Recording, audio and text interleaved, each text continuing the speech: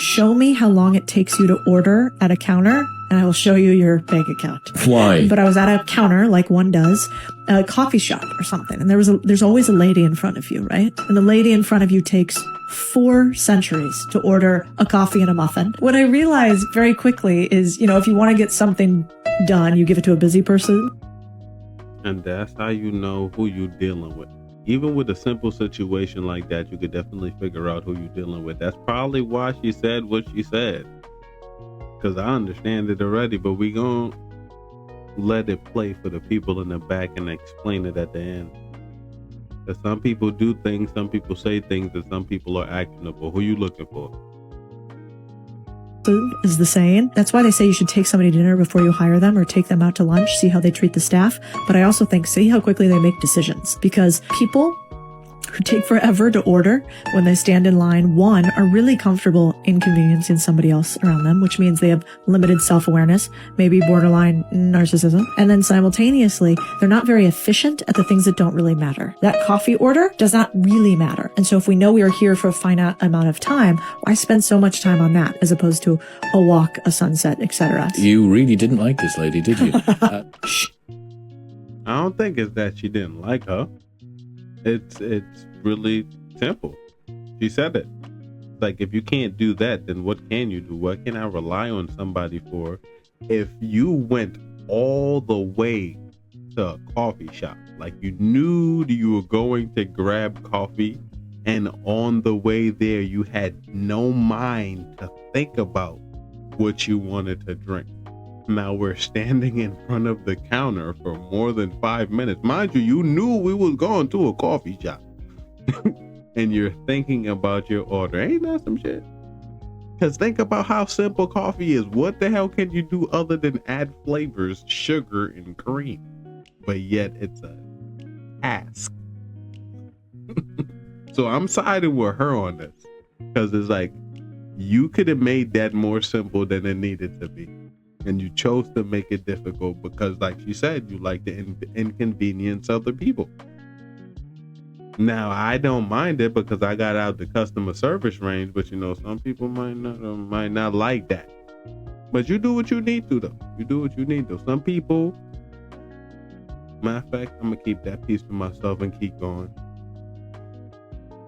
If you break it down fundamentally, 56% of marriages end in divorce. Like, think about, that's the ones that end in divorce. So how many people, what percentage stay together for the kids? Or because they don't want to give away half their shit? Another 10%? That's conservative. Conservative. But let's say... You see it coming in, right? Yeah, I see it coming in, right? Yeah, I see. Excuse me. I hate to be having to pause it, but do you see the drop coming?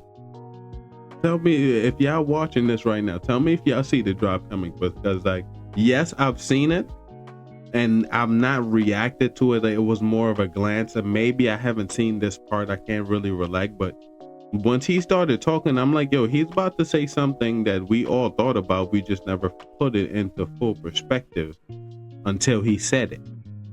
But just tell me before I play, what drop y'all think he about to drop on? Let's say 20% then, okay? That's at least right. You now have a technology that fails 76% of the time. That's insane. That's insane. That's more likely than not. 76%. If I told you there's a 76% chance when you walk out the door today you're gonna get hit in the head with a bowling ball, you would not go out, or you'd wear a helmet for sure. But people just continue to get married. Not only do they continue to get married, there's a presumption that you should get married. And if you don't get married, there's something wrong with you. So if you've got a girlfriend and you've been with her for 5 years and you say to someone, we're getting married, they go, oh, that's great. They don't go, why? You're happy. Why would you get married? Like, everything's going fine. Why would you put yourself through that? Why would you run that risk? If you say to someone, we've been together 5 years and we've decided we're not going to get married. We're going to move in together, but we're not going to get married. Ooh, what's wrong? You have intimacy issues? What's your problem?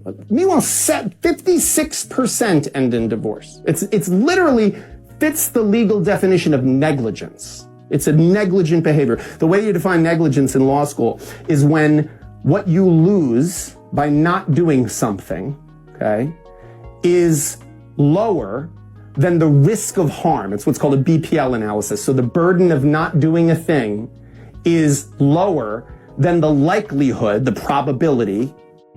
Who is he talking about? Who is he talking about? I'm not going to give an answer and or commentary to what he's saying right now, but who is he talking about? Because there's only but selected few that actually do, right?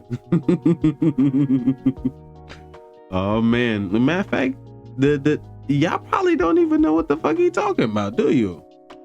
I understand. Of harm. So BPL, so burden, probability, and loss. Marriage is an inherently negligent activity. It's like owning a lion. Like the likelihood of someone getting hurt seriously by this is very, very high. No one ever says it to you because why? Because, and I would say something. I've been doing this for over 20 years, and I still get misty-eyed at weddings. Like I still really, there's something in me that goes like, maybe it'll work out for these. That's because you are a hopeful human being, and ain't nothing like having those, especially in a job you win. You are supposed to be there, because for the people who do those type of jobs like divorce court and see how they be going after some people, I feel like, yes, you may defend the wrong people, but you also would let them people know what they're doing, because at the end of the day, it's still your job, but you still have a heart. That's why I say you would feel that type of way. But let's get back to the notion though. Ain't that some shit? You went with the regular and then you added a little spice to it, because that's what you have to do. Because the skews will start skewing. And start skewing left and goddamn right, bro. Real talk. And once you get into it and you start breaking it down and the number keeps getting smaller and smaller, that's why I always say when it comes to the grade point and you add logic to it, that shit gets so fucking small that there's no way for you to not come up with an answer unless it's some type of sort of miracle or whatever the hell that is. Because yes, there are unexplainable things, but these situations, we have been living too long to say it's unexplainable unless somebody is lying. If somebody is skewing, the truth will not get the correct data that we need. But if somebody is not and everybody's leading with the truth, even if it hurts feelings, mind you, I know some truth you shouldn't tell, but that don't got nothing to do with me, because I ain't gonna do no shit like that. Point blank period. You feel me? But let me get up out of here because I already got you here for too long.